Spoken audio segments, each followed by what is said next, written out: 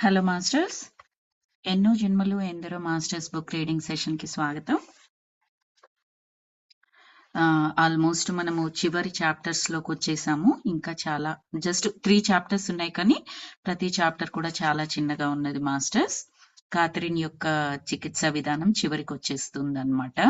మనకు కూడా అర్థమవుతోంది మాస్టర్స్ సందేశాలని బట్టి చూస్తే డాక్టర్ గారి క్లారిటీ వచ్చినట్లుగా, డాక్టర్ గారి త్రూ ఈ ప్రపంచానికి సందేశాలు ఇవ్వబడుతున్నట్లుగాను, వేరే ఇతర వైద్యులను కూడా అతను ఇన్ఫ్లుయెన్స్ చేస్తున్నట్లుగా వేరే దగ్గర మనం చదువుకున్నాము. సో ఈ రోజు చాప్టర్ ఏమంటున్నారు అంటే, క్యాథరిన్ కి తన అన్ని అస్తవ్యత లక్షణాలను వదిలించేసుకుంది. ఆమె ఆరోగ్యం ఇప్పుడు సామాన్య స్థాయి కన్నా ఉత్తమంగానే ఉంటుంది. ఆమె గత జన్మల అనుభవాలు మళ్లీ పునరావృతమవుతున్నాయి. ఆమె చికిత్స చివరి అంకంలోకి వచ్చేసిందని నాకు తెలిసింది. కానీ ఈనాటి చికిత్సా సమయం తర్వాత మరో 5 నెలల దాకా క్యాథరిన్ నా దగ్గరకు రాదని, ఆ తరువాత సమావేశమే చివరి నేను ఊహించలేదు. డాక్టర్ చెప్తున్నారు, ఇప్పుడు ఆమె ఆరోగ్యం చాలా చాలా మెరుగుపడింది. మామూలు కన్నా ఉత్సాహంగానే ఉత్తమంగానే ఉంటుంది. ఆమె చికిత్స ఇంకా చివరికి వచ్చేసిందని నాకు అర్థమవుతుంది. ఇంకొకటి ఏంటంటే, లాస్ట్ చికిత్స తర్వాత ప్రస్తుత చికిత్సకు మధ్యలో 5 నెలల సమయం గ్యాప్ వచ్చిందట. 5 నెలల వరకు ఏ చికిత్స జరగలేదట. అది డాక్టర్ గారు నేను ఊహించలేదు 5 నెలల గ్యాప్ వస్తుందని లాస్ట్ చికిత్సకి ఈ రోజు ట్రీట్మెంట్కి అని చెప్పేసి చెప్తున్నారు. తర్వాత ఈ రోజు ఇప్పుడు ట్రీట్మెంట్కి వచ్చింది ఆవిడ 5 నెలల తర్వాత. ఏమని చెప్తుంది? యోగ నిద్రలోకి వెళ్ళిపోయింది. ఒకానొక జన్మ గురించి వివరిస్తోంది. నాకిప్పుడు కొన్ని మలచబడిన అంటే ఫోల్డ్ చేయబడిన బొమ్మలు కనిపిస్తున్నాయి. వాటిలో కొన్ని బంగారువి. నాకు బంకమట్టి కనిపిస్తోంది. మనుషులు అక్కడ కుండలు తయారు చేస్తున్నారు. అవి ఎర్రగా ఉన్నాయి. ఓ విధమైన ఎర్ర మట్టిని వాళ్ళు ఉపయోగించుకుంటున్నట్లుగా అనిపిస్తోంది. నాకు ఒక గోధుమ రంగు ఇల్లు కనిపిస్తోంది. ఒక విధమైన గోధుమ రంగు కట్టడం. మేము ఆ ఇంట్లోనే ఉంటున్నాము. ఓకే ఓకే అని చెప్పేసి డాక్టర్ ఏమంటున్నారంటే, నువ్వు ఆ ఇంటి లోపల ఉన్నావా, లేకపోతే దాన్ని బయట నుంచి చూస్తున్నావా అని అడిగారు. అంటే ఆ ఇంటి లోపలే ఉన్నాను, ఏవో పనులు చేసుకుంటున్నాము అని చెప్పింది. నువ్వేం చేస్తున్నావో చూసి చెప్పగలవా అని డాక్టర్ ప్రశ్నించారు. నువ్వు ఎలా ఉన్నావు, ఎలాంటి దుస్తులు ధరించి ఉన్నావు, నిన్నే చూసుకుని ఎలా ఉన్నావో ఒకసారి చెప్పు అని అడిగారు. ఒంటి నిండా ఒక ఎర్రటి బట్ట చుట్టుకుని విచిత్రమైన పాదరక్షలు వేసుకుని ఉన్నాను. గోధుమ వర్ణం జుట్టు ఉన్నది నాకు. నేను ఒక బొమ్మను చెక్కుతూ ఉన్నాను, ఒక మనిషి బొమ్మను. చేతిలో కర్రను పట్టుకుని ఉన్న ఒక మనిషి బొమ్మను చెక్కుతూ ఉన్నాను. వేరే వాళ్ళు లోహాలతో ఏవో బొమ్మలు తయారు చేస్తూ ఉన్నారు. ఓకే, అయితే ఇదంతా ఒక ఫ్యాక్టరీలో ఏమైనా జరుగుతోందా అని అడిగారు. అంటే కాదు, ఇది ఒక ఒట్టి ఇల్లు మాత్రమే, రాతితో కట్టించబడిన ఇల్లు. అందులో ఈ పనులన్నీ జరుగుతున్నాయి అని చెప్పింది. నువ్వు చేతిలో కర్ర పట్టుకుని ఉన్న మనిషి బొమ్మను చెక్కుతున్నావు కదా, ఎవరిది ఆ బొమ్మ అని అడిగారు. ఎవరో ఒక మామూలు మనిషిది, ఒక పశువుల కాపరి బొమ్మ. ఆవులను మేపుతూ ఆ బొమ్మలు ఇక్కడ ఎన్నో కనిపిస్తూ ఉన్నాయి. అవి ఇంకా పూర్తి చెక్కుతూ ఉన్నారు.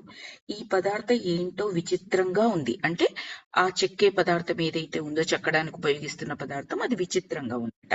దీంతో పనిచేయడం ఎంతో కష్టంగా ఉంది. ఉట్టిగానే ఊడి పడి శిథిలమైపోతూ ఉంది. వీళ్ళు చెక్కుతా ఉంటే అది ఊరికి కిందికి రాలిపోతూ ఉన్నదట ఆ పదార్థం. ఓకే, అదేం పదార్థమో చెప్పగలవా ఏమైనా అని అడిగారు. తెలీదు, ఎర్రగా కనిపిస్తోంది, ఏదో మట్టి పదార్థం అని చెప్పింది. మీరు తయారు చేస్తున్న బొమ్మలను తర్వాత ఏం చేస్తారు అని అడిగారు డాక్టర్. అమ్ముకుంటారు. కొన్ని అంగడి వీధుల్లో అమ్మేస్తారు. అతి చక్కగా తయారైన బొమ్మలని గొప్ప వాళ్ళకి ఇచ్చేస్తూ ఉంటారు. తక్కిన బొమ్మలన్నీ అమ్మకానికి పంపిస్తారు. బాగా అంటే వీళ్ళు తయారు చేస్తున్నప్పుడు ఏ బొమ్మలైతే మరింత అందంగా ఉండి చాలా అద్భుతంగా ఉన్నాయి అనిపిస్తాయో వాటిని ధనవంతులకు, గొప్ప వాళ్ళకు అమ్మేస్తూ ఉంటారట. మిగతా బొమ్మలన్నింటినీ అంగడి వీధుల్లో అమ్మేస్తారట. ఓకే, ఆ గొప్ప వాళ్లతో నువ్వు వ్యవహరిస్తూ ఉంటావా అంటే లేదు అని చెప్పింది. ఇది నీ వృత్తా అని అడిగారు. అవును. ఈ వృత్తి అంటే నీకు ఇష్టమా అని అడిగారు. అవును. ఎంతకాలం నుండి ఈ వృత్తి పని చేస్తున్నావు నువ్వు అంటే జస్ట్ లేదు అని ఆన్సర్ చెప్పింది. ఏం కరెక్ట్ గా చెప్పకుండా.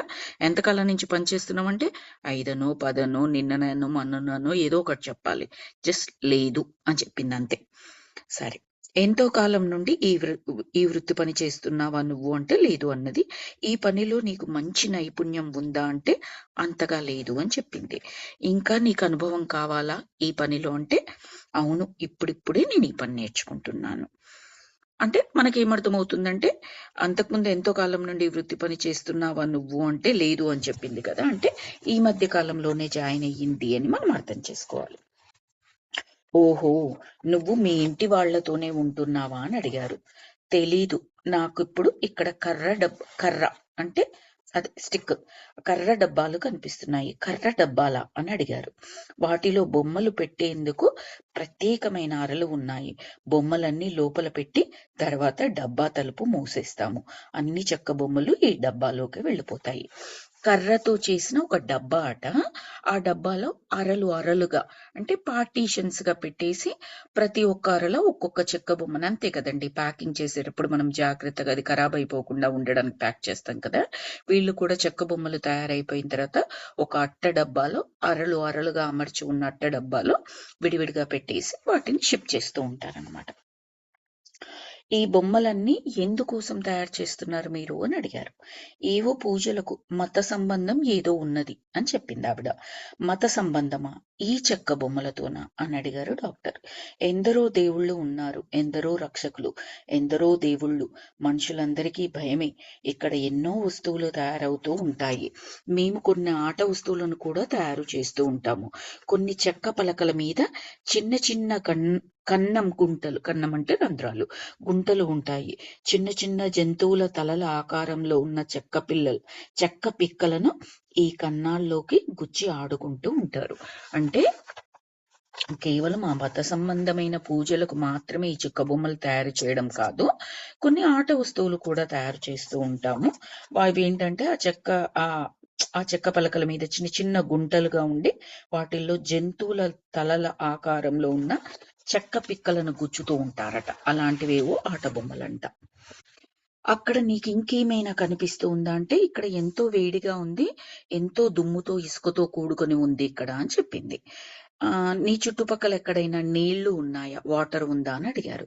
ఉంది, కొండల్లోంచి నీళ్లు వస్తూ ఉంటాయి అని చెప్పేసి చెప్పింది. ఈ జీవితం కూడా సుపరిచితమైనదిగానే వినిపిస్తూ ఉంటుంది అని డాక్టర్ అన్నారు.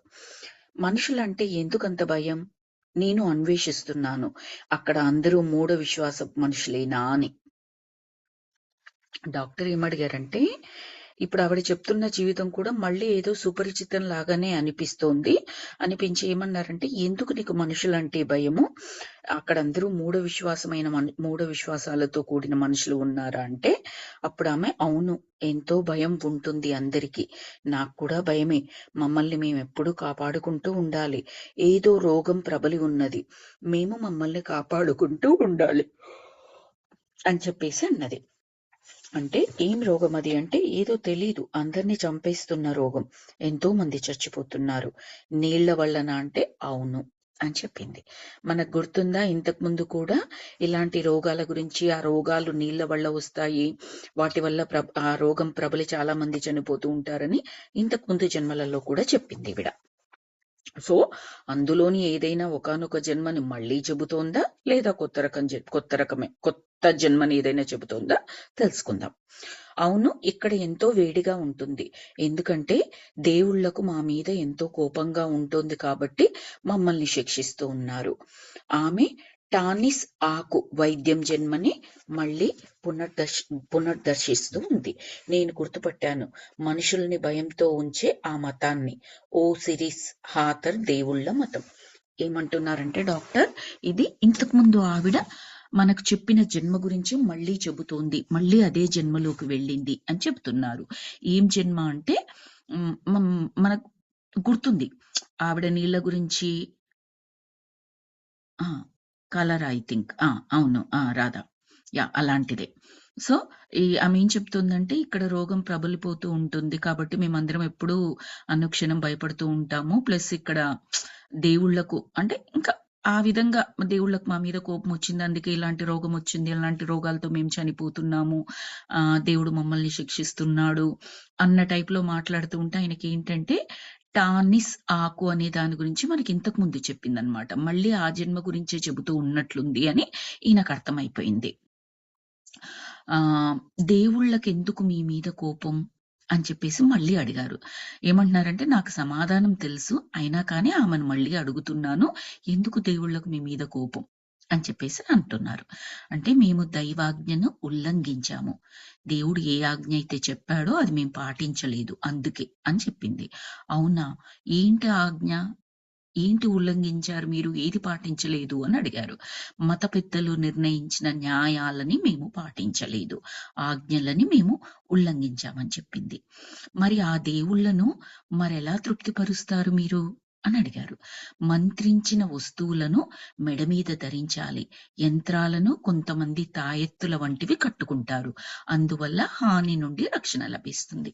అదే అండి. వెనకటి రోజుల్లో మనం కూడా విని ఉంటాము. ఈ తాయెత్తులు కట్టుకోవడం కానీ, మంత్రించిన వస్తువులు ధరించడం కానీ, మంత్రించిన వస్తువుల్ని మింగడం కానీ ఇలాంటివుంటాయి కదా! వాటి గురించి చెబుతోంది. ఆ దేవుళ్ళందరిలో ఎక్కువగా ఏ దేవుడికి భయపడుతూ ఉంటారు జనాలంతా అని అడిగారు. అంటే ఈయనకు తెలుసుకోవాలనుంది. ఆ దేవుడి పేరు చెప్తే అది ఏ మతము, ఆ మతం పేరు చెప్తే అది ఎక్కడ ఉన్నది, ప్రాంతము, వివిధ రకాలైన డీటెయిల్స్‌ని కనిపెట్టడానికనమాట. అంటే దేవుళ్ళందరికీ భయపడుతుంటారు అని చెప్పింది. ఆ దేవుళ్ళ పేర్లేమైనా నీకు తెలుసా అని అడిగారు. పేర్లు తెలియవు. కేవలం వాళ్ళని చూసి ఉన్నాను. అందులో ఓ దేవుడికి మానవ శరీరము, జంతువు తల ఉంటాయి. ఇంకో దేవుడు సూర్యుడిలాగా ఉంటాడు. ఇంకో దేవుడు పక్షి ఆకారంతో ఉంటాడు నల్లగా. వాళ్ళు మెడ మీద ఒక దారాన్ని కట్టుకుని ఉంటారు అని చెప్పింది. ఇది మనకి ఇంతకుముందు జన్మలో కూడా ఇలాగే వివరించింది. మానవ శరీరము, జంతువు కలగలిపి ఉంటాయి అని చెప్పేసి ఇలాగే చెప్పింది అప్పుడు కూడా. అందుకే ఆయనన్నారు, నాకు తెలుసున్నప్పటికీ మళ్ళీ అడుగుతున్నాను దేవుళ్ళకు మీరంటే ఎందుకు కోపమని మళ్ళీ అడుగుతున్నాను. ఇంకా కొత్త డీటెయిల్స్ తెలుస్తాయేమో అని డాక్టర్ గారి ఆశ అన్నమాట. ఈ కష్టాలన్నీ పడుతూనే జీవించావా అని అడిగారు డాక్టర్. అవును, నేను చావలేదు అని చెప్పింది. కానీ మీ ఇంట్లో వాళ్ళు చచ్చిపోయి ఉంటారు కదా అని ఆయనకొక విషయం జ్ఞాపకం వచ్చిందనమాట. ఆ జ్ఞాపకం వచ్చిన విషయాన్ని ఆమెకు గుర్తు చేస్తున్నట్లుగా అడిగారు. మీ ఇంట్లో వాళ్ళందరూ చచ్చిపోయి ఉంటారు కదా అని. అవును, మా నాన్న చనిపోయాడు.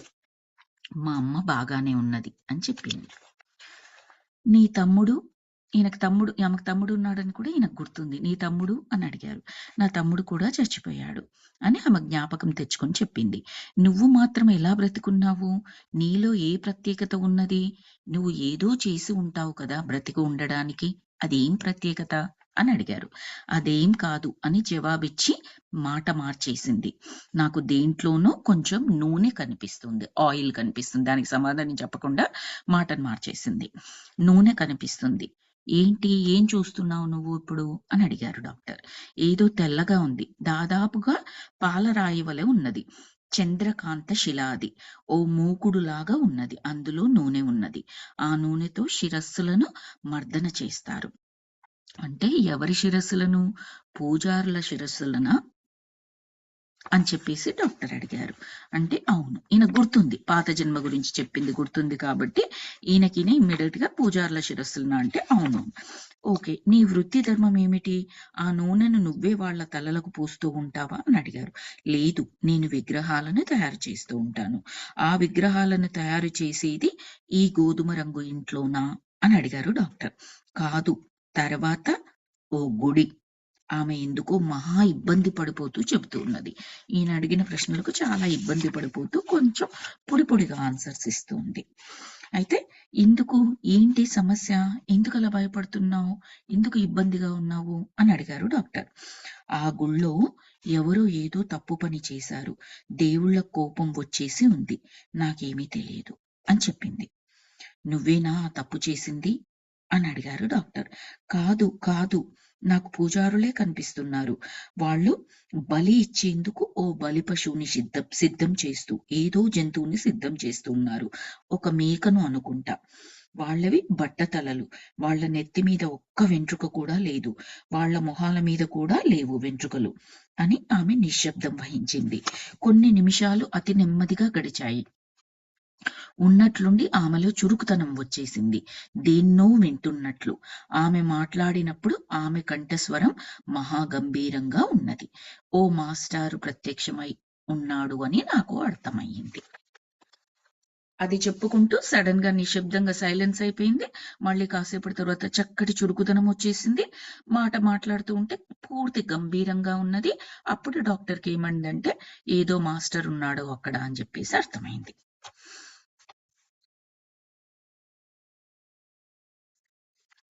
ఈ తలం మీదికి కొంతమంది మాస్టర్లు స్థూల శరీరాలతో సాక్షాత్కరించవచ్చు. ఇంకా భౌతిక శరీరాలతోనే తాము ఇచ్చిన వాగ్దానాలను, ప్రమాణాలను పూర్తి చెయ్యని పనులను నెరవేర్చుకోవడం కోసం ఉంటున్న మనుషుల కోసం ఆ మాస్టర్లకు లభిస్తుంది అనుమతి భూమి మీదికి తిరిగి వచ్చేందుకు. కానీ ఇతర తలాలలో మీరు ఉపయోగించుకోవాల్సి వస్తుంది మీ ఆధ్యాత్మిక శక్తులను. ఏమని చెప్తున్నారంటే ఇది ఒక కొత్త పాయింట్ మనకి ఇక్కడ. ఇప్పుడు ఉన్న ఆ తలం ఏదైతే ఉందో అక్కడికి కొంతమంది మాస్టర్స్ అంట వాళ్ళ భౌతిక శరీరాలను ధరించి వచ్చారట. అలాంటి అవకాశం ఉందంట మాస్టర్లకి. ఇక్కడికి ఎందుకు వస్తారు అంటే ఇంకా ఏవో వాళ్ళు చెయ్యాల్సిన పనులు ఉంటాయట. ఆ పనులను పూర్తి చేయడం గురించి ఆ భౌతిక శరీరంతో వస్తారట ఈ తలంలోకి. వేరే తలంలోకి వెళ్ళాలంటే మాత్రం ఖచ్చితంగా వాళ్ళు ఆధ్యాత్మిక శక్తులను ఉపయోగించుకోవాలట. మీరు ఉపయోగించుకోవాల్సి వస్తోంది మీ ఆధ్యాత్మిక శక్తులను భౌతికంగా ఉంటున్న మానవులతో భావ వ్యక్తీకరణలు ప్రసారాలు చేసేందుకు అనుమతి మీకు ఉంటుంది. అంటే ఆమె ఏమంటుంది అంటే మనలాంటి మనుషుల్లాగానే ఉంటారు వాళ్ళు, అలాంటి భౌతిక శరీరాలు ధరించి. కాకపోతే వాళ్ళు ఈ తలానికి సంబంధించిన వాళ్ళు కాదు, పై తలాల నుంచి ఈ తలాలకి వస్తారు. చూడ్డానికి అలాగే ఉన్నప్పటికీ కూడా వాళ్ళ నుంచి మనకు సమాచారం అందించబడాలి, కమ్యూనికేషన్ ఉండాలి అంటే వాళ్ళు వాళ్ళ ఆధ్యాత్మిక శక్తిని ఉపయోగించాలట. అప్పుడే వాళ్లకు సంబంధించినవి కానీ వాళ్ళు ఏదైతే పనులు చేయడానికి ఈ తలం మీదకి వచ్చారో వాటిని పూర్తి చేసుకోగలరట. మాస్టర్లు ఈ భావ ప్రసారాలను చేసే పద్ధతులు ఎన్నో ఉన్నాయి. ఎలా కమ్యూనికేట్ చేస్తారు వాళ్ళ భావాలని అంటే దానికి వేరే మార్గాలు ఉన్నాయి, చాలా పద్ధతులు ఉన్నాయి అని చెప్తుంది. కొంతమంది మాస్టర్స్ మానవుల ముందు భౌతిక శరీరంతో ప్రత్యక్షం కావచ్చు. కొంతమంది మాస్టర్లకి భౌతికంగా ఉన్న వస్తువులను ఒక చోటు నుండి మరో చోటికి సంకల్ప శక్తితో తరలించే సామర్థ్యం ఉంటుంది. ఆ భూతలానికి మీరు మీకు ప్రయోజనం ఉన్నప్పుడు మాత్రమే వెళ్తారు. మీరు వాగ్దానం చేసి ఉన్న నెరవేర్చి తీరాల్సిన ప్రమాణాలను, ఒప్పందాలను నెరవేర్చుకోవడం కోసం, మీ మాటను నిలబెట్టుకోవడం కోసం వెళుతూ ఉంటారు. కేవలం అందుకోసం మాత్రమే అలా వస్తూ ఉంటారు. భూమి మీద మీ జీవితం ఆకస్మికంగా అంతం అయిపోయి ఉంటే అందువల్ల మీ ప్రతిజ్ఞా భంగం దోషాన్ని సరిదిద్దుకోవడం కోసం మాత్రమే మీరు మళ్ళీ ఈ భూలోకంలోకి వస్తారు. ఎంతో మంది జీవితంలో ఉంటున్న తమ బంధువుల్ని, మిత్రుల్ని చూసుకునేందుకోసం తిరిగొస్తూ ఉంటారు. కానీ ఈ భూమి మీదకు వచ్చి తమ సందేశాలను అందించడానికి ఎంతో మంది సమ్మతించరు. కొంతమందికి ఇది మహా భీతి కలిగించే అంశమే అవుతుంది అని క్యాథరిన్ మళ్ళీ మౌనం వహించింది. విశ్రాంతి తీసుకుంటున్నట్లుగా కనిపిస్తోంది. ఏమంటుంది అంటే వాళ్ళు అకస్మాత్తుగా చనిపోతే, అనుకోకుండా ఆ జన్మను ముగించాల్సి వస్తే, కానీ ఆ జన్మకు సంబంధించిన ప్లాన్ మొత్తం ఇంకా పూర్తవ్వదు. నేర్చుకోవాల్సినవి కానీ, వాళ్ళ ద్వారా ఇతరులకు నేర్పించాల్సినవి కానీ, వాళ్ళ బంధుమిత్రులకు ఏమైనా చెప్పాల్సి ఉన్నా కానీ, అప్పుడు ఏం చేస్తారంటే వాళ్ళ ఆధ్యాత్మిక శక్తిని ఉపయోగించి భౌతిక శరీరాన్ని ధరించి ఈ భూమి మీదకి వస్తారట. చూడ్డానికి మనలాగే ఉన్నప్పటికీ కూడా వాళ్ళు మనము అనుకోవడానికి వీల్లేదు. వాళ్ళ ఆధ్యాత్మిక శక్తిని ఉపయోగించి వాళ్ళ భావ ప్రసారాలను చేస్తూ ఉంటారు.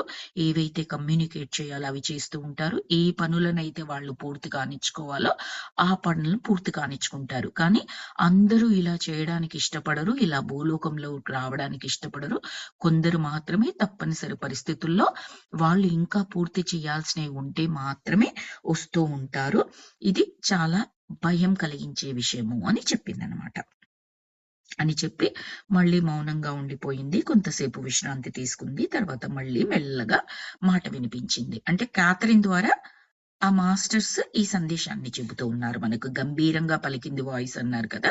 క్యాథరిన్ గుండా ఆ వాయిస్ వస్తుంది మనకి. మళ్ళీ ఏమని చెప్తుంది అంటే, "నాకు కాంతి కనిపిస్తోంది" అని చెప్పింది. "ఆ కాంతి నీకు శక్తిని ఇస్తోందా?" అని అడిగారు డాక్టర్. మళ్ళీ "ఓ ప్రారంభం అవుతున్నట్లు ఉంది. ఓ పునర్జన్మ సంభవిస్తోంది" అని క్వెషన్ మార్క్ పెట్టింది. భౌతిక శరీరంలో ఉంటున్న వాళ్ళు ఈ శక్తిని ఎలా అనుభూతి పొందవచ్చు? తమ శరీరాల్లో ఆ శక్తిని ఎలా నింపుకోవచ్చు? అని అడిగారు డాక్టర్. మామూలు మనుషులు భౌతిక శరీరాలతో ఉన్నప్పుడు ఇప్పుడు నువ్వు కాంతి కనిపిస్తుంది, కాంతి ద్వారా శక్తి వస్తోంది అన్నావు కదా! అలాంటి శక్తిని ఎలా అనుభూతి పొందవచ్చు? ఎలా శక్తిని నిలుపుకోవచ్చు? వాళ్ళలో నింపుకోవచ్చు అని అడిగారు. అంటే వాళ్ళ యొక్క మన సంకల్పాలతో. వాళ్ళ యొక్క సంకల్ప సిద్ధితో ఆ శక్తిని వాళ్ళు తీసుకోవచ్చు, నింపుకోవచ్చు, అనుభూతి పొందొచ్చు అని చెప్పింది. కానీ ఆ శక్తిని గ్రహించే సామర్థ్య స్థితి వాళ్ళకి ఎలా వస్తుంది అని అడిగారు డాక్టర్. వాళ్ళు మహావిశ్రాంతి స్థితిలో ఉండాలి. మీరు పునఃశక్తిని కాంతి నుండే పొందవచ్చు. మీరు సంపూర్ణ విశ్రాంతి స్థితిలో ఉన్నప్పుడు, శక్తిని ఏ మాత్రమూ ఖర్చు పెట్టకుండా ఉంటున్న స్థితిలో, మళ్ళీ శక్తిని గ్రహిస్తూ స్వీకరిస్తున్న స్థితిలో, మీరు నిద్రపోతూ ఉన్నప్పుడు ఈ శక్తి స్వీకారం జరుగుతుంది. ఆమె ఇప్పుడు మహా చైతన్య స్థితిలో ఉన్నది. నేనిప్పుడు ఆమెను మరిన్ని ప్రశ్నలు అడగాలనుకున్నాను అని డాక్టర్ చెప్పారు.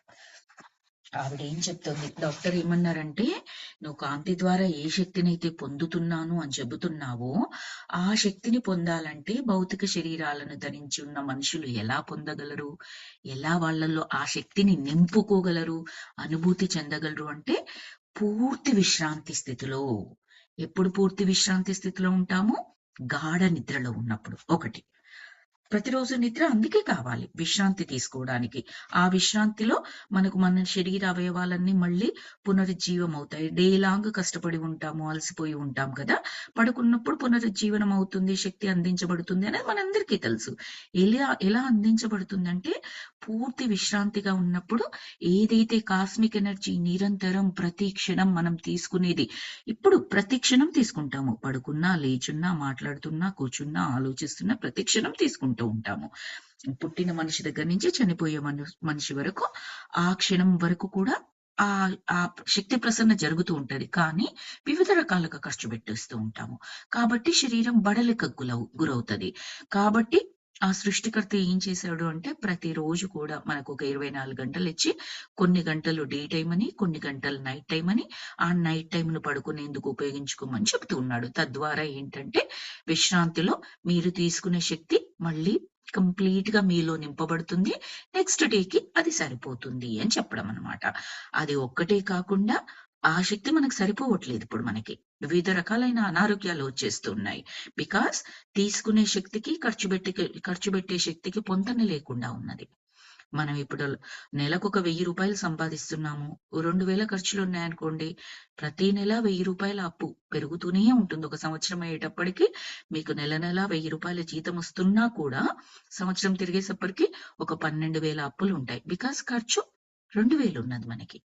అలాగే మనం ప్రతిరోజు, ప్రతి క్షణం శక్తి తీసుకుంటూ ఉన్నా కూడా కాస్మిక్ ఎనర్జీని మనం ఖర్చు పెట్టేస్తూ ఉన్నాము. ఆలోచనల ద్వారా, మాటల ద్వారా, తప్పుడు నిర్ణయాల ద్వారా, తప్పు పనులు చేయడం ద్వారా, ఇలాంటి వాటి ద్వారా విపరీతంగా ఖర్చు పెట్టేస్తూ ఉన్నాము.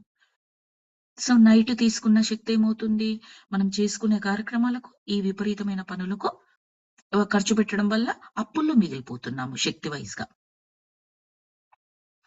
సో, ఏం కావాలి? డే టైమ్‌లో కూడా మనము అలాంటి స్థితిని పొందగలగాలి. మనందరికీ తెలుసు. అలాంటి ఏకాగ్రత స్థితి ఏది ఉంటుంది? గాఢ నిద్రలో ఉన్నప్పుడు శరీరం ఎలాగైతే విశ్రాంతి తీసుకుంటుందో అలాంటి స్థితి. శరీరం ఒక్కటే కాదు. శరీరము, మనసు, బుద్ధి అన్ని విశ్రాంతిని తీసుకుంటాయి అక్కడ. అలాంటి స్థితి ఎప్పుడు కలుగుతుంది మనకు? ధ్యానం ద్వారా. అప్పుడు కూడా గాఢ నిద్రలో ఉన్నటువంటి శక్తిని తీసుకోగలము. అందుకే కదా ఒక 1 అవర్ మనము బాగా ధ్యానం చేసినట్లయితే, సంపూర్ణంగా ధ్యానం చేశాము అనుకుంటే, 6 గంటల నిద్రకి ఈక్వల్. 6 గంటల నిద్రలో ఎంత కాస్మిక్ ఎనర్జీని తీసుకుంటామో, 1 గంట గాఢ ధ్యానంలో అంత కాస్మిక్ ఎనర్జీని తీసుకుంటాము. ఇంకా పడుకోవాల్సిన అవసరం లేదప్పుడు. ఒక 2 గంటలు పడుకుంటే సరిపోతుంది. మీరు 2 గంటలు గాఢ ధ్యానం చేశారనుకోండి, 12 గంటలు నిద్రపోతే ఎంత శక్తి వస్తుందో అంత శక్తి వస్తది. అంటే అర్థం ఇంకా అసలు నిద్రపోవాల్సిన పనే లేదు. మీరు బాధపడనే అవసరం లేదు. 2 గంటలు చాలా చక్కగా ధ్యానం చేస్తే నేను నిద్రపోలేదు అన్న ఫీలింగే అక్కర్లేదు. అంతకు మించిన శక్తిని తీసుకున్నారు. ఇది ఎలాగ చెప్పొచ్చు అంటే ఊరికనే ఫర్ ఎగ్జాంపుల్ ఒక కూలీ చేసుకునే వాళ్ళుంటారు. వాళ్ళకు వచ్చేది చాలా తక్కువ ఆదాయం. రైట్? వాళ్ళకు 8 గంటలు పనిచేస్తారు. పొద్దున్న నుంచి సాయంత్రం వరకు పనిచేస్తారనుకుందాం. 8 గంటలు పనిచేస్తే వాళ్ళకు ఇంత ధనం వస్తుంది. అదే ఒక సాఫ్ట్‌వేర్ ఇంజినీర్ ఉన్నారు. 8 గంటల కూలీ అతను పని చేసింది ఇతనికి ఒక 10 నిమిషాల్లో వచ్చేస్తది. గంట కూడా అవసరం లేదు. అంత ఎక్కువ ధనం ఆయన సంపాదించగలడు. ఎందుకంటే ఆ జాబ్‌కున్న దాని వల్ల. ఆ జాబ్‌లో ఆయన మెంటల్‌గా మైండ్ పెడుతున్నాడు. దానివల్ల కంపెనీకి ఎంతో లాభం వస్తుంది. అందువల్ల ఆయనకు ఎక్కువగా డబ్బులు సంపాదించుకోగలుగుతున్నాడు.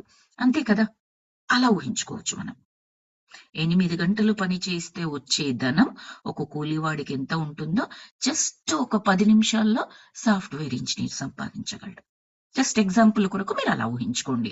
1 గంట ధ్యానం ఈక్వల్స్ టు 6 గంటలే నిద్ర. సో, ధ్యానం గురించి చెప్తున్నారనమాట ఇక్కడ మనకు. ఇప్పుడు మళ్ళీ డాక్టర్ ఏమంటున్నారంటే, నీకెన్ని పునర్జన్మలు సంభవించాయి ఇప్పటి వరకు? ఆ జన్మలన్నీ ఈ పర్యావరణం పరిస్థితుల్లోనే ఈ భూమి మీదే సంభవించాయా? లేక వేరే చోట్ల కూడా సంభవించాయా? అని అడిగారు. చాలా కొత్త ప్రశ్న. ఇప్పటి వరకు ఆమె పునర్జన్మలు తీసుకున్నాయన్ని అన్ని భూమి మీదే అని చెప్పేసి మనం అర్థం చేసుకున్నాము. ఇప్పుడు ఓన్లీ భూమి మీదే తీసుకున్నావా? ఇంకా వేరే తలాలలో ఎక్కడైనా తీసుకున్నావా? వేరే లోకాలలో అని అడిగారు. అంటే లేదు, ఈ భూమి మీద మాత్రమే అన్ని జన్మలు సంభవించలేదు అని చెప్పింది. మిగతా జన్మలు ఏ తలాల్లో, ఏ లోకాల్లో, ఏ గ్రహాల మీద సంభవించాయి అని అడిగారు డాక్టర్. ఈ భూమి మీద నేను చేయాల్సిన కర్మలు ఇంకా పూర్తి కాలేదు. ఈ భూలోక వాసంలో నా జీవిత అనుభవాలు ఇంకా మిగిలి ఉన్నాయి. నేను వాటిని ఇంకా అనుభవించలేదు. ఇంకా ఎన్నో జన్మలు ఉన్నాయి నాకు ఈ భూమి మీద. నా సంకల్పాలన్నింటినీ, ప్రమాణాలన్నింటినీ నెరవేర్చుకోవడం కోసం, ఈ భూమి మీద నా రుణాలన్నింటినీ తీర్చుకోవడం కోసం అని చెప్పింది. కానీ నువ్వు ఎంతో అభివృద్ధిని పొంది ఉన్నావు కదా. ఎస్, మనకు కూడా అర్థమవుతుంది. పునర్జన్మల్ని యాక్సెస్ చేస్తోంది, ఎన్నో సందేశాలు ఇస్తోంది, ఎంతో అభ్యున్నతి సాధించిందని మనకు అర్థమవుతుంది. సో అదే అడిగారు. ఇప్పటికే ఎంతో అభివృద్ధిని పొంది ఉన్నావు కదా, ఇంకా చాలా జన్మలు తీసుకోవాలా, చాలా నేర్చుకోవాలా, ఇంకా చాలా రుణాలు తీర్చుకోవాలా నువ్వు అని అడిగారు. మనకందరికీ అభివృద్ధి జరుగుతూనే ఉంటుంది అని చెప్పింది. ఈ భూమి మీద మరి ఇంకెన్ని జన్మలు ఉన్నాయి నీకు? డైరెక్ట్ గా అడిగారు. 86 అని చెప్పింది. లెక్క తెలిసింది ఆమెకి. ఇంకా 86 జన్మలు తీసుకోవాలట ఆవిడ, ఇంత అభ్యున్నతి సాధించిన తర్వాత కూడా.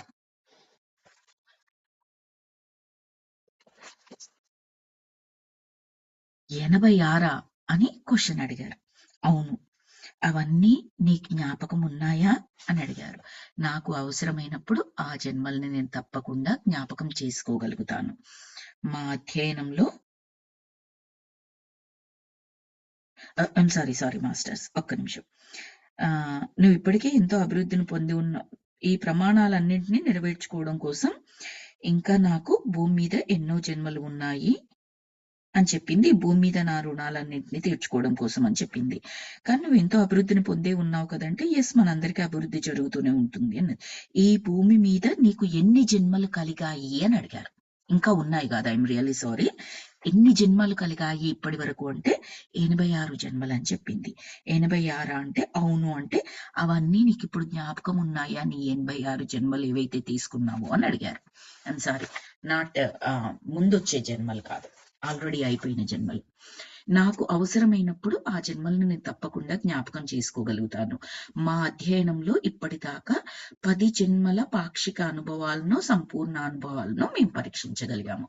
ఇప్పటి వరకట ఒక 10 జన్మల వరకు, ఎయిదర్ పార్షియల్ గానైనా కంప్లీట్ గా అయినా 10 జన్మల అనుభవాల్ని మాత్రమే ఇప్పటి వరకు ఈ చికిత్సా విధానాల ద్వారా తెలిసింది అని చెబుతున్నారు. ఈ మధ్యన అవే సారీ మాస్టర్స్. ఈ మధ్య అవే మళ్ళీ మళ్ళీ పునరావృతాలు అవుతున్నాయి. అవును కదా. లాస్ట్ లో చెప్పిన కొన్ని జన్మలు, అంతకుముందు చెప్పిన జన్మలనే మళ్ళీ రిపీట్ చేస్తూ వస్తుంది అని చెప్పారు కదా. టానీ సాక్ జన్మ ఇప్పుడే మనం ఉన్నాము. చూడబోతే ఆ తక్కిన 75, 6 జన్మలకు వాటిని జ్ఞాపకం చేసుకోవాల్సినంత ప్రాశస్త్యము ఏమీ ఉన్నట్లు కనిపించడం లేదు. ఒక 10 జన్మల గురించే చెప్పింది, అందులో కొన్ని జన్మలు మళ్ళీ రిపీటెడ్ గా చెప్పింది. ఆమె కావాలి అనుకుంటే మిగతా జన్మలు చెప్పొచ్చు, రిపీట్ కాకుండా వేరే కొత్త జన్మల గురించి చెప్పొచ్చు. కానీ చెప్పలేదు అంటే బహుశా మిగిలిన 76 జన్మలు బహుశా అంతగా ప్రాశస్త్యం లేదు, అంతగా తెలుసుకోవాల్సిన అవసరం లేదు ఏమో అని అనుకుంటున్నారు ఈయన. ఆమెలో ఇప్పటికే మహాగణనీయమైన అభివృద్ధి కనిపిస్తూ ఉన్నది. కనీసం నా అభిప్రాయం ప్రకారం అలా అనిపిస్తూ ఉన్నది అని డాక్టర్ అంటున్నారు. ఆయనకు అలా అనిపిస్తుందట. భవిష్యత్తులో ఆమెలో ఏర్పడే అభివృద్ధి ఆమె తన గత జన్మల్ని జ్ఞాపకం చేసుకోవడం మీద ఆధారపడి ఉండకపోవచ్చు. ఆ అభివృద్ధికి బహుశా నా సహాయం కూడా అవసరం కాకపోవచ్చు. ఆమె మళ్ళీ మెల్లగా ఈయన అనుకుంటున్నారనమాట. ఆమె క్వైట్ అయిపోగానే కొన్ని జన్మలే చెప్పింది, బహుశా అవే ముఖ్యం అనుకుంటా, మిగతావి అవసరం లేకపోవచ్చు. ఒకవేళ అవసరం ఉన్నట్లయితే దాన్ని బట్టి ఆమె గుర్తు చేసుకుంటదేమో. ఆ గుర్తు చేసుకోవడానికి నా అవసరం కూడా ఆమెకు లేకపోవచ్చు, ఆమంతటా ఆమెనే చేసుకుంటూ ఉండవచ్చు. ఎందుకంటే ఈ చికిత్స విధానానికి రావాలి, నేను ఆమెను యోగ నిద్రలోకి తీసుకెళ్ళాలి, ఇది చెయ్యి, అది చెప్పు, అక్కడ ఏం కనిపిస్తుంది, ఇక్కడ ఏం కనిపిస్తుంది అని నేను అవన్నీ ఆమెను గైడ్ చేయాల్సిన అవసరం లేదేమో. బహుశా ఆమె చేసుకుంటది అని చెప్పేసి ఇండిపెండెంట్ అయిపోతుంది అని ఈయన అంటూ ఉన్నారు. ఆమె మెల్లగా మాటలు ప్రారంభించింది. కొంతమంది మాదక ద్రవ్యాలను పుచ్చుకుంటూ సూక్ష్మలోక తలాన్ని అందుకుంటూ ఉంటారు. కానీ తాము పొందుతున్న అనుభవాలను వాళ్ళు అర్థం చేసుకోలేకపోతూ ఉంటారు. కానీ కొన్ని అనుభవాల స్మృతి ఆ విధంగా ఈ భూతలం మీదికి అనుమతించబడుతూ ఉంటుంది. మాదక ద్రవ్యాలను గురించి క్యాథరిన్ నేను ప్రశ్నించనే లేదు. అయినా ఆమె విషయాన్ని గురించిన జ్ఞానాన్ని అందిస్తూ ఉంది. ఆమె డైరెక్ట్ గా ఏం మాట్లాడుతుంది అంటే, ఏదో మాదక ద్రవ్యాలు, ఆల్కహాల్స్, ఆ డ్రింక్స్ ఉంటాయి కదండి, అలాంటి డ్రింక్స్ తీసుకున్న వాళ్ళట ఏవో సూక్ష్మలోక తలాలని చేరుతూ ఉంటారట. తాము పొందుతున్న అనుభవాల్ని వాళ్ళు ఏమీ అర్థం చేసుకోలేరు. Because that is not the awareness. వాళ్ళు వేరే తలానికి చేరుకున్న కొంతమంది ఆల్కహాల్స్ తీసుకున్న వాళ్ళు పిచ్చి పిచ్చిగా మాట్లాడడం కానీ, మానసికంగా సరిగ్గా లేకుండా ఉన్నట్టుగా అనిపించడం కానీ మనకు అనిపిస్తూ ఉంటుంది. ఏదేదో మాట్లాడుతూ ఉంటారు. ఏదేదో మాట్లాడుతూ ఉండడం అంటే వాళ్ళు ఏదో తలానికి వెళ్ళిపోతారు. అదేది అవేర్నెస్ లో ఉండదు. వాళ్లకు అర్థం కాదు, ఏం మాట్లాడుతున్నారో కూడా తెలియదు, ఏం అనుభవిస్తున్నారో కూడా తెలియదు అనమాట. ఆ కొన్ని అనుభవాల స్మృతి ఆ విధంగా ఈ భూతలం మీదికి అనుమతించబడుతూ ఉంటుంది అని ఒక విషయం చెబుతోంది. అయితే డాక్టర్ ఏమన్నారంటే, నేనేమి ఆల్కహాల్స్ గురించి అటువంటి గురించి ఆమెను అడగలేదు, అయినా ఆమె దానికి సంబంధించిన జ్ఞానం అందిస్తూ ఉన్నది ఎందుకో ఏమో అని చెప్పేసి అంటున్నారు. నువ్వు నీ ఆధ్యాత్మిక శక్తులను ఉపయోగించుకోవచ్చు కదా నీ అభివృద్ధి కోసం అని డాక్టర్ ప్రశ్నించారు. నువ్వు మరింత అభివృద్ధి పొందుతూనే ఉన్నావు కదా, మరి ఆధ్యాత్మిక శక్తిని ఉపయోగించి ఇంకా పొందొచ్చు కదా అని అడిగారు. నిజమే, అదెంతో ముఖ్యమే, కానీ ఇతర తలాలలో దానికంత ప్రాముఖ్యత లేదు. భూమి మీదే దానికి విలువ. పరిణామ క్రమంలో అభివృద్ధిలో ఇదో భాగం. మనం చెప్పుకుంటాం కదా మాస్టర్స్, భూమి మీదనే అభివృద్ధి వేగంగా సాగుతూ ఉంటది, అందుకనే జన్మలు తీసుకుని వస్తూ ఉంటారు అని చెప్పేసి అదే చెబుతుంది. ఇతర తలాలలో దానికంత ప్రాముఖ్యత లేదు, భూమి మీదే దానికి విలువ. పరిణామ క్రమంలో అభివృద్ధిలో ఇదో భాగం.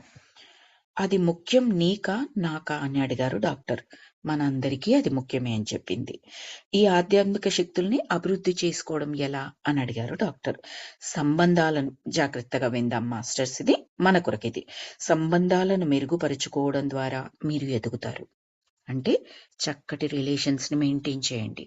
ఎవరైనా కానివ్వండి, తల్లిదండ్రులు, భార్యాభర్తలు, పిల్లలు, ఇంటి పక్క వాళ్ళు, బంధువులు, స్నేహితులు, కొలీగ్స్, ఎవరైనా కానివ్వండి, చక్కటి సంబంధ బాంధవ్యాలని మెరుగుపరుచుకోవడం ద్వారా, ప్రేమను పంచడం ద్వారా, ద్వేషాన్ని, కోపాన్ని, పోట్లాటలను వీటి ద్వారా కాదు.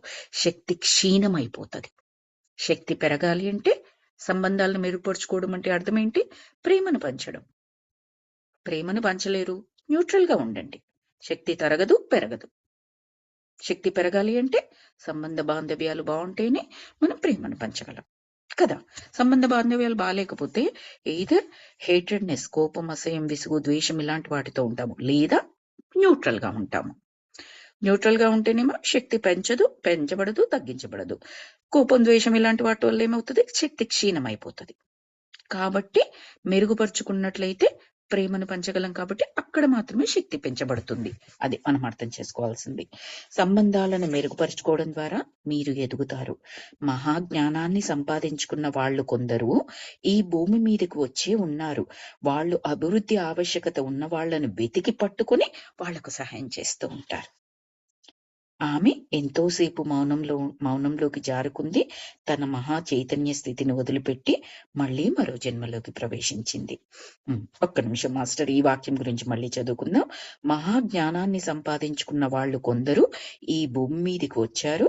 వాళ్ళు అభివృద్ధి ఆవశ్యకత ఉన్న వాళ్ళని వెతికి పట్టుకుని వాళ్ళకు సాయం చేస్తూ ఉంటారు. ఎవరు అంటే ఒక రకంగా మనము గురువులు అని చెప్పుకోవచ్చు. శిష్యుడు సిద్ధంగా ఉంటే గురువు ప్రత్యక్షం అవుతాడు అని చెబుతూ ఉంటారు కదా. సిద్ధంగా ఉండడం అంటే ఆ అభివృద్ధికి సిద్ధంగా ఉండడం. ఆ అభివృద్ధి ఆవశ్యకత ఎవరికైతే ఉందో వాళ్ళని వెతికి పట్టుకుంటారట ఆ జ్ఞానులు. చూడండి, మనకు కావాలి అంటే వాళ్ళు ఆల్రెడీ ఉంటారు, రెడీగా ఉంటారు. వాళ్ళకు వాళ్ళే మన ముందర వచ్చి ప్రత్యక్షమైంటే దాని ఉద్దేశం దేవుళ్లాగా ప్రత్యక్షమైన కాదు, ఏదో ఒక రూపంలో వాళ్ళు మనకు సహాయం చేస్తూ ఉంటారన్నమాట. అది చెప్పేసి మౌనంలోకి వెళ్ళిపోయిందట చాలాసేపు. మహా చైతన్య స్థితిని వదిలిపెట్టేసింది ఆవిడిప్పుడు అని చెప్పేసి చెప్తున్నారు. మరో జన్మలోకి ప్రవేశించింది. ఇప్పుడు ఏం చెబుతోందంటే, నాకు ఒక సముద్రం కనిపిస్తోంది. సముద్రం తీరం దగ్గర ఒక ఇల్లు కనిపిస్తోంది. ఒక తెల్ల ఇల్లు. నౌకలు వచ్చిపోతూ ఉన్నాయి. ఒక్క నిమిషం మాస్టర్స్.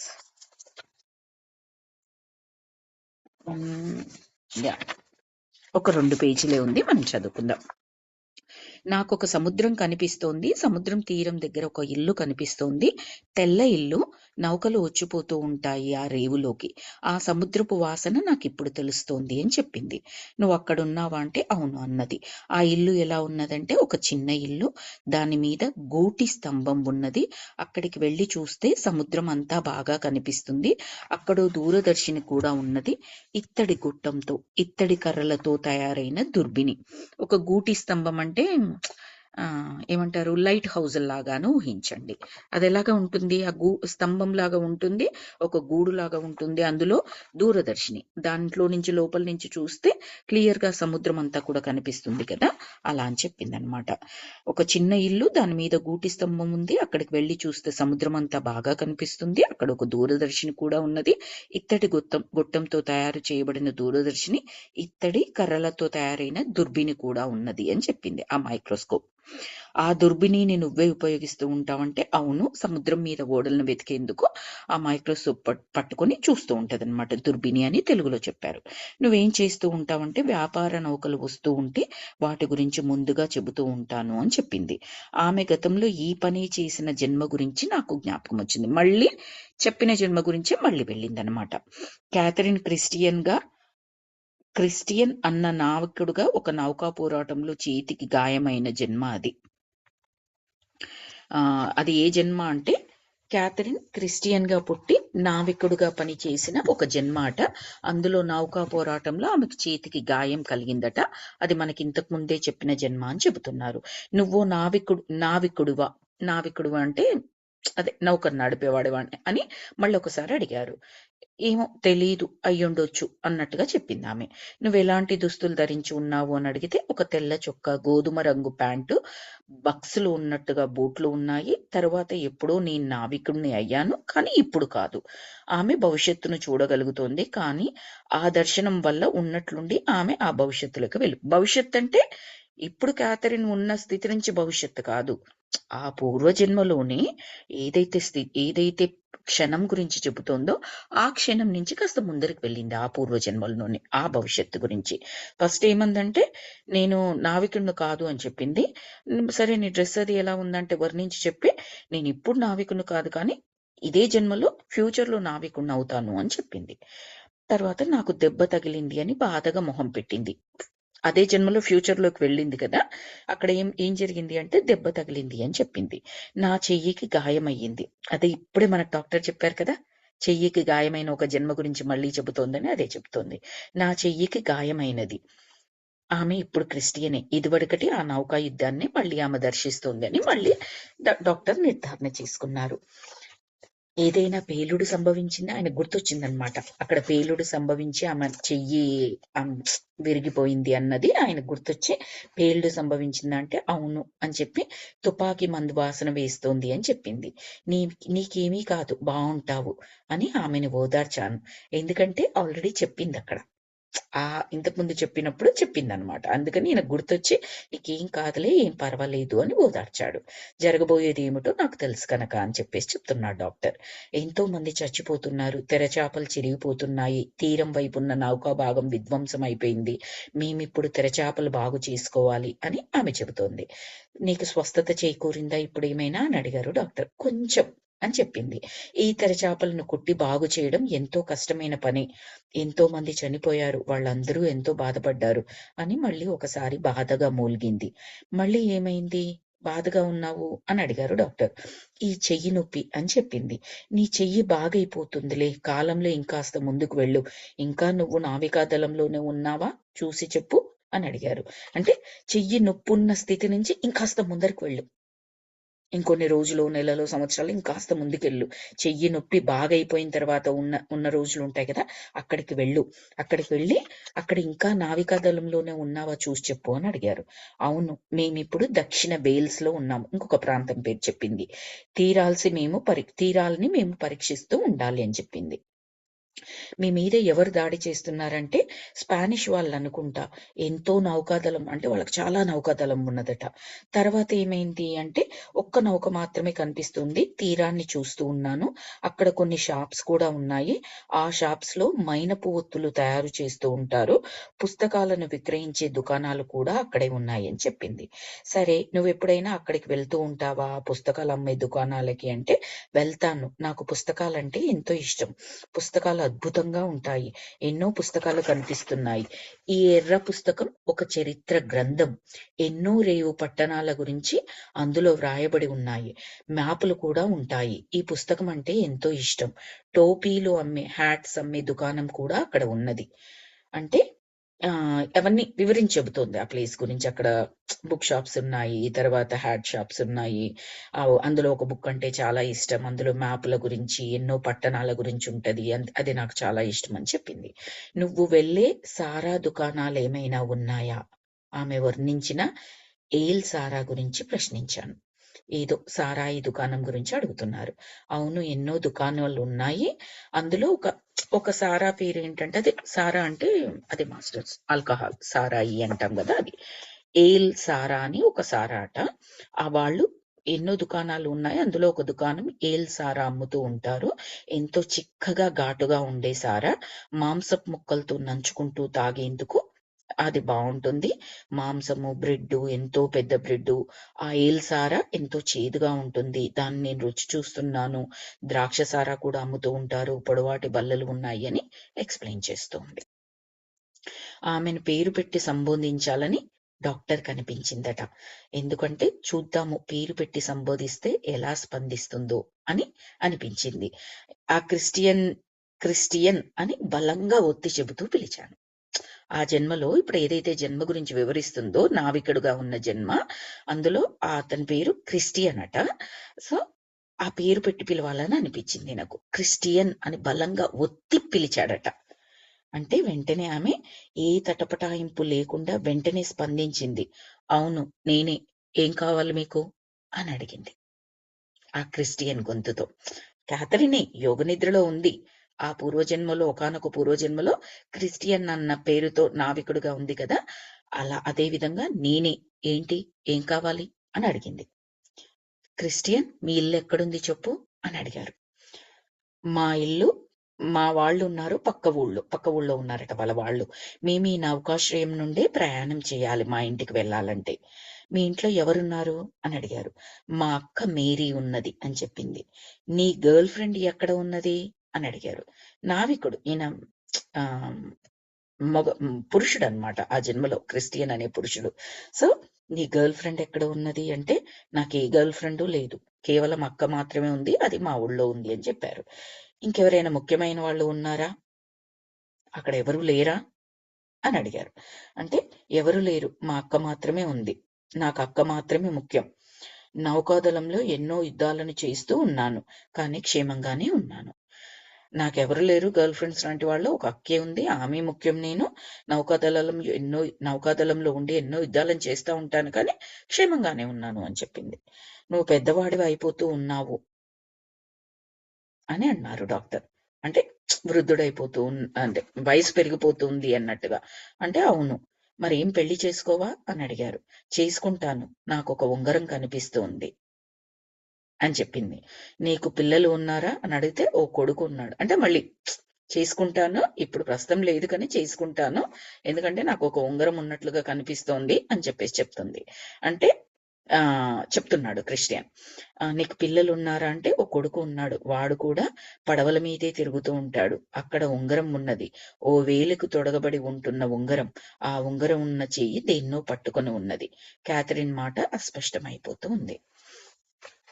ఎస్, ఆ జన్మలో నాకు కొడుకున్నాడు, పెళ్లి అవుతుంది, వాడు కూడా పడవల మీదే తిరుగుతాడు, అక్కడ ఒక ఉంగరం ఉన్నది, వేలికి తొడగబడి ఉన్నది, ఆ ఉంగరం ఉన్న చెయ్యి దేన్నో పట్టుకొని ఉన్నది అని చెప్పేసి వెంటనే ఆ మాట క్లియర్ గా లేకుండా పోయింది అనమాట, అస్పష్టమైపోయింది.